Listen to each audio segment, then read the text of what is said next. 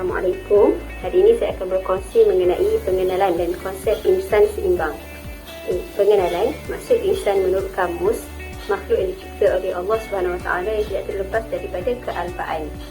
Maksud manusia menurut ahli falsafah barat, beberapa ahli filsafat Socrates misalnya, menyebut manusia sebagai simpolikon atau haiwan yang bermasyarakat, dan Max Taylor menyebutnya sebagai Das Krankheitstier atau haiwan yang sakit serta selalu bermasalah dan gelisah. Daripada pandangan Islam, kesimpulan yang dapat dibuat mengenai pembangunan insan menurut Al-Atas 1997 inilah bahawa semua kemajuan insan yang dibangunkan tanpa pembangunan rohani dari pandangan Islam tidak dianggap sebagai sebenar-benar pembangunan insan, tetapi hanya boleh dirujuk sebagai pembangunan yang hanya bertujuan untuk memenuhi keperluan kehaiwanan.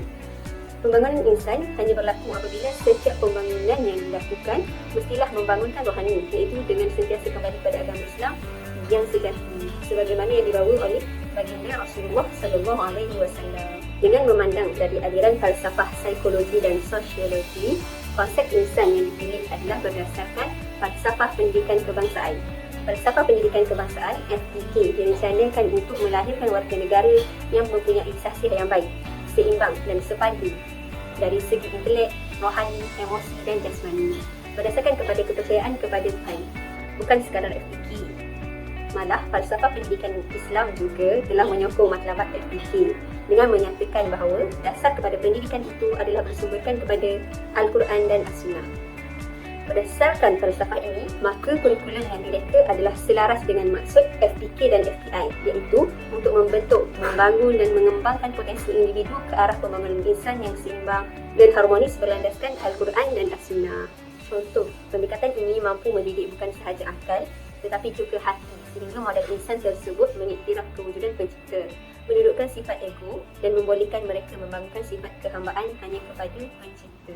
Antara cabaran untuk menjadi seorang insan yang seimbang dari segi emosi, jasmani, rohani dan intelek adalah kegairahan melayari internet. Statistik menunjukkan daripada Suruhanjaya Komunikasi dan Multimedia Malaysia (SKMM), sejumlah 50.4% kanak-kanak di Malaysia mengalami kegairahan melayari internet.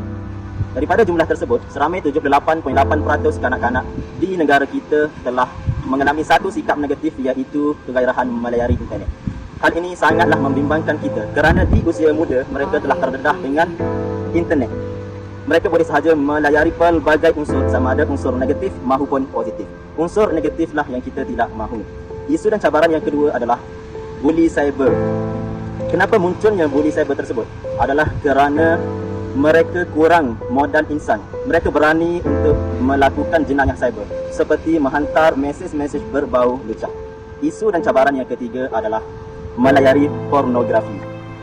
Melayari pornografi dapat merosakkan sistem saraf otak kita. Daripada seseorang yang aktif dan kreatif melakukan sesuatu kerja, menjadi seseorang itu lemah dan tidak bersemangat dalam melakukan kerja disebabkan melayari pornografi. Cabaran kita dewasa ini amatlah berat kerana kita hidup dalam suasana globalisasi yang kian mencabar. Kita boleh sahaja melayari pelbagai bahan-bahan yang tidak baik dalam internet. Cabaran yang kedua adalah kita hidup dalam sekularisme. Sekularisme bermaksud perpisahan agama dan kehidupan seharian kita. Ia bercanggah dengan FPK yang berdasarkan percaya dan patuh kepada Tuhan. Dari apa yang telah dimaklumkan sebelum ini, terdapat beberapa perkara yang menjadi penghalang yang menyukarkan seseorang itu menjadi insan yang sempurna. Maka, di antara solusinya ialah membuat kawalan dan pantauan dalam penggunaan internet. Pihak-pihak tertentu, khususnya ibu bapa, perlu membuat kawalan dan pantauan terhadap anak-anak mereka ketika menggunakan internet agar arus perkembangan semasa ini tidak disalahgunakan pada jalan yang negatif. Solusi yang kedua ialah memberikan didikan agama dari kecil. Didikan agama dari kecil mampu membina rohani seorang atau individu serta memberi perlindungan kepada diri agar tidak mengikut fahaman-fahaman yang menyeleweng. Solusi yang ketiga ialah sentiasa bermujahadah melawan hawa nafsu.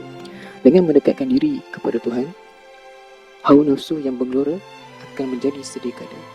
Remaja juga perlu menyibukkan diri dengan perkara-perkara yang bermanfaat seperti membaca Al-Quran, bersukan ataupun bergotong royong. Solusi yang terakhir ialah menyekat akaun peribadi pembuli cyber. Seboleh melaporkan dan menyekat akaun peribadi pembuli cyber di media sosial. Orang yang membuli mahu mangsa bertindak balas. Sekiranya mereka diabaikan, akhirnya mereka akan mencari orang lain. Perkara ini dapat menghalang pembuli daripada terus mengganggunya. Terdapat beberapa pandangan dari pihak kami sebagai pelajar mengenai isu-isu seperti ketagihan media sosial, buli cyber dan pornografi semakin meningkat dalam kalangan masyarakat akibat kurangnya pendidikan pada diri sendiri. Ini menyebabkan mereka kurang kesedaran akan dosa dan pahala terhadap perkara yang mereka lakukan. Seterusnya, perkara ini berlaku kerana mereka tidak menggunakan akal yang dianugerahi oleh Allah dengan sebaiknya. Suka untuk saya petik dari akhbar online M-Star, iaitu tentang hargailah nikmat akal yang digunakan oleh Allah sebaik-baiknya. Kerana jika tersalah panduan, ia akan menurut hawa nafsu. Akal merupakan satu nikmat dan rahmat kurniaan Allah kepada makhluknya yang bernama manusia. Ia merupakan sebuah mesin yang dihadiahkan oleh Allah kepada manusia yang berfungsi bukan sekadar hanya untuk menimba ilmu, malah jika digunakan dengan baik, ia boleh memandu kita untuk berjaya di dunia dan di akhirat dan memenuhi konsep insan yang seimbang. Firman Allah yang bermaksud, dan Allah mengeluarkan kamu dari perut ibu kamu dengan keadaan tidak mengetahui sesuatu pun, dan Dia mengurniakan kepada kamu pendengaran dan penglihatan serta akal fikiran supaya kamu bersyukur. Kesimpulannya, keseimbangan dalam aspek rohani, jasmani, emosi dan intelektual penting bagi setiap manusia. Oleh itu, usaha untuk mendidik insan yang seimbang perlu dia teruskan agar dapat melahirkan insan yang baik akhlaknya, bukan sekadar dalaman, bahkan luaran